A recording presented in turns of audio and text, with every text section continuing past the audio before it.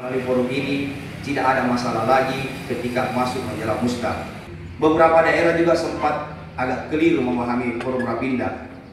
Keputusan-keputusan Rapinda kadang ingin dibatalkan oleh keputusan-keputusan steril. Saya perlu juga sampaikan ini, ketika apa yang telah ditetapkan melalui forum tertinggi di bawah musda itu tidak dapat dikesampingkan lagi melalui rapat-rapat yang dipimpin oleh steering komite. Keputusan-keputusan mengenai kepesertaan, mengenai apa yang perlu dibahas mengenai di musda menjelang musda nanti kadang ingin dikesampingkan melalui rapat-rapat steering. Yang paling krusial itu misalnya tentang keputusan yang diambil melalui forum Rapinda itu tidak boleh bertentangan dengan anggaran dasar dan tidak boleh bertentangan dengan peraturan organisasi.